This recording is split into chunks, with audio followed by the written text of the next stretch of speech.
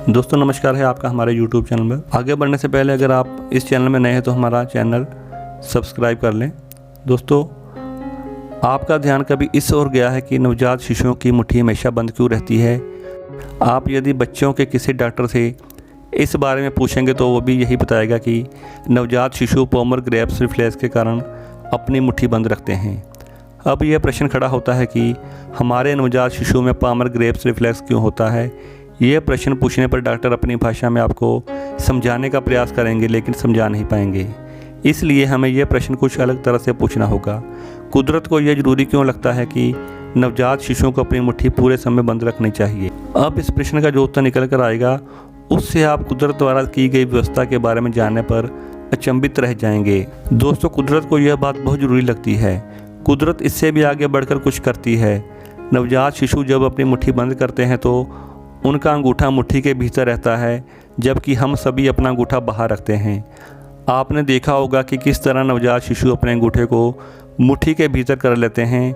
वे ऐसा क्यों करते हैं? यह बहुत अजीब मुद्रा है और ऐसा करना सहज नहीं होता, लेकिन वे ऐसा जन्म के कुछ समय बाद तक ही करते हैं। माँ के गर्भ से बाहर आने के कुछ दिनों तक ही वे ऐसे ही मुट्ठी बंद रखते हैं।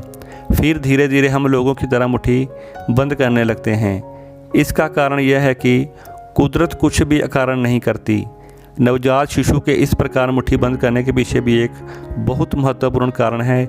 लेकिन पहले तो आप यह सोचिए कि यदि वे हर समय अपनी मुट्ठी इस तरह बंद नहीं रखेंगे तो क्या हो जाएगा। दोस्तों पहले तो आप यह जान लें कि माँ के गर्भ में बच्चे के खुले हाथ बहुत सारी गड़बड़ कर सकते हैं। फिर अंगूठे भी मुट्ठी के भीतर रखने की क्या ज़रूरत है? नवजात शिशु का कमज़ोर सा दिखने वाला नन्हा सा अंगूठा भला क्या गड़बड़ कर सकता है? अब हम अपने प्रश्न के उत्तर तक आ गए हैं। हमें यह जानना जरूरी है कि महिला के गर्भ के भीतर सबसे नाजुक चीज़ बच्चा नहीं होता, बल्कि वह पतले झिल्लीदार एमनियोटिक थैली होती है जिसमें बच्चा लिपटा होता है। इस थैली में बच्चे को पोषण देने वाला एमनियोटिक द्रव भरा होता है। इस थैली को मामूली खरोंच या चुभन भी इतनी क्षति पहुंचा सकती है कि बच्चे को गंभीर नुकसान पहुंच सकता है। डॉक्टर भी गर्भवती महिला की जांच वगैरह करते पूरी सावधानी बरतते हैं ताकि एमनियोटिक सेक को कोई खतरा ना हो। इसलिए मनुष्यों के नवजात शिशुओं के हाथों में होने वाला पोमरग्रैप्स रिफ्लेक्स माँ को मजबूती से जगाने के लिए नहीं, बल्कि एमनियोटिक सेक को नाखूनों की खरोंच से बचाने के लिए है। नवजात शिशुओं के नाखून बहुत छोटे और पतले होते हैं, लेकिन उनमें बहुत धार होती है। मुट्ठी बंद होने पर अंगूठे के मुट्ठी के भीतर होने पर प्रकृति ये सुनिश्चित कर लेती है कि माँ और शिशु दोनों सुरक्षित रहें। लेकिन नाखून तो पैरों में भी होते हैं और पैरों को तो मुट्ठी की तरह नहीं सिकोड़ा जा सकता, और गर्भ में शिशु अपने पैर चलाते रहते हैं।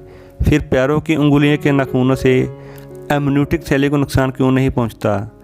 इसका उत्तर भी बहुत रोचक है। आपको कभी मौका मिले तो नवजात शिशु के पैरों के नाखून गौर से देखिएगा। आप देखेंगे कि उनके पैरों के नाखून उंगलियों के और अंगूठों के नाखून की तरह बहुत बाहर निकले नहीं होते, बल्कि इस प्रकार से धंसे हुए होते हैं कि उनके धारदार किनारे पैरों के अंगूठे और उंगलियों की स्किन के नीचे दब जाते हैं।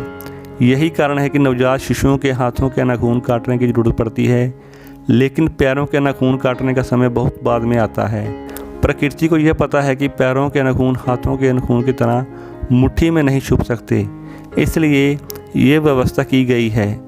वे चारों ओर से स्किन घिरे रहें ताकि उनके धारदार किनारे कहीं खरोंच ना लगा सके। अब एक प्रश्न और उठता है कि यदि गर्भस्थ शिशु किसी कारण से मुट्ठी बंद नहीं कर सके तो क्या होगा?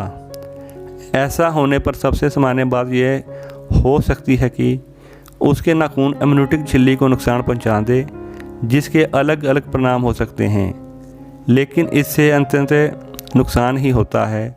गर्भस्थ शिशु के मुट्ठी बंद नहीं कर पाने पर एक गंभीर जटिलता हो सकती है जिसे एमनियोटिक बैंड सिंड्रोम कहते हैं। आपने ऐसे शिशु या व्यक्ति कभी देखे होंगे जिनके जन्म से ही कोई हाथ या अंगुलियां या पंजे या हाथ पैर का कोई भाग न दर्द होता है। यह बहुत ही दुर्भाग्यपूर्ण स्थिति होती है और मेडिकल साइंस ये मानता है कि ऐसा तब होता है जब नवजात शिशु के हाथों या पैरों के प्रहार से एमनियोटिक झिल्ली की परत टूटकर उखड़ जाती है और उसके टुकड़े या रेशे शिशु के हाथ या पैर के साथ लिपटकर उन हिस्सों की बढ़त रोक देते हैं। लेकिन ऐसा शिशु के नाखूनों या हाथ पैर के झिल्ली से टकराने पर हमेशा नहीं होता। कभी कभी यह अचानक अपने आप ही हो जाता है और इसके कारणों का अभी तक पता नहीं चल सका। तो दोस्तों, ये थी हमारी आज छोटी सी महत्वपूर्ण वीडियो। कृपया इसे ज़्यादा से ज़्यादा शेयर करें, लाइक करें और अगर आप हमारे चैनल में नए हैं तो हमारा चैनल सब्सक्राइब ज़रूर करें। धन्यवाद।